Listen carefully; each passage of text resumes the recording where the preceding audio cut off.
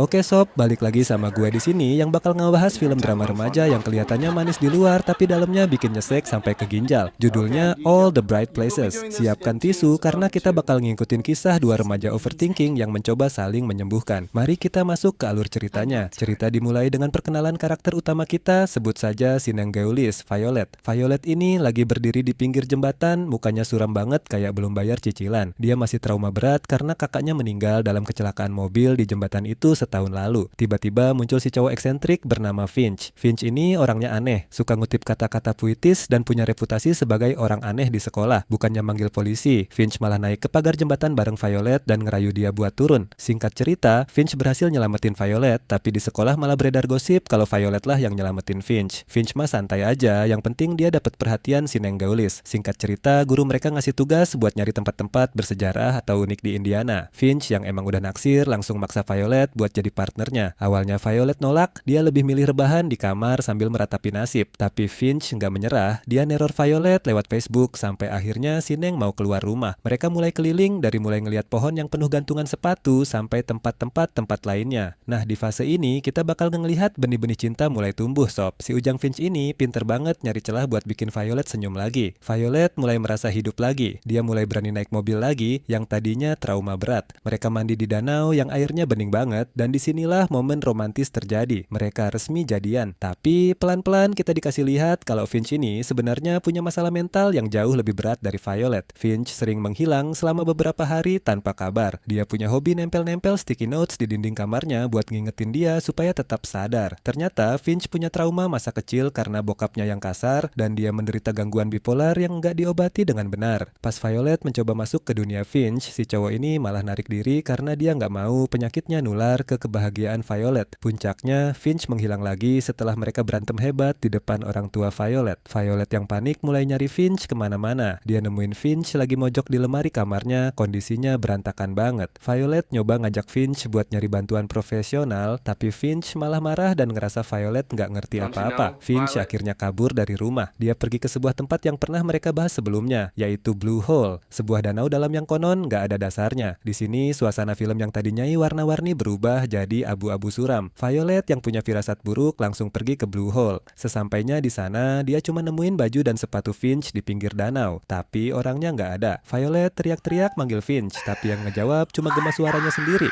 Polisi datang dan akhirnya nemuin jasad Finch di dasar danau. Fixed, Finch mutusin buat pergi selamanya. Di sini kita bakal ngerasa sakit banget sob. Violet yang tadinya mau bunuh diri malah diselamatin sama orang